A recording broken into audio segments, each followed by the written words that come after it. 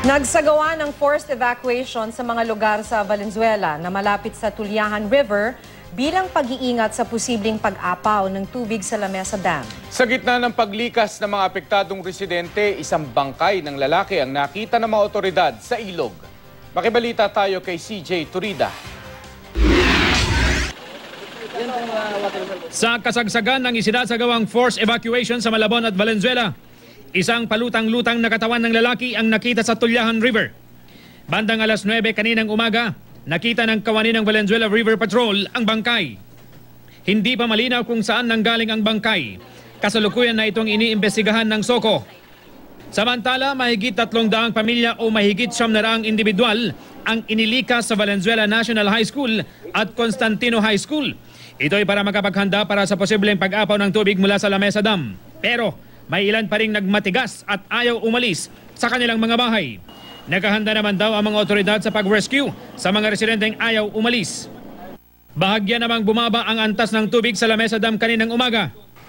Bandang alas 11 kanina, nasa 79.98 meters ang antas ng tubig. Mahina kasi ang ulan.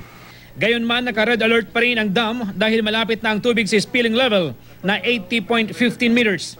Inirekomenda ng pamunuan ng dam sa lokal na pamahalaan ang forced evacuation para sa mga nakatira sa mga lugar na malapit sa dam at Tulyahan River. Medyo kumanda ang panahon, tumigil yung pag-ulan, but it doesn't mean that we're out of danger yet.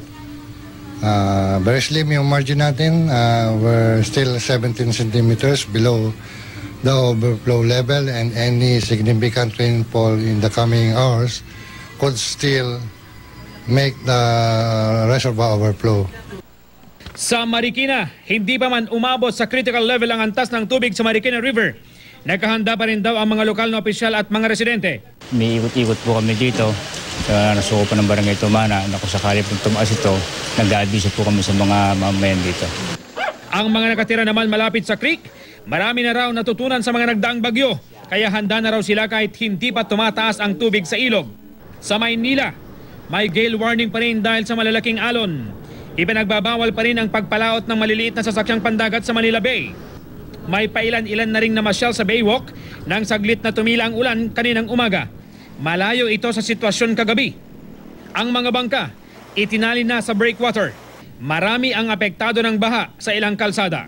CJ Torida, Nagbabalita, Pilipinas.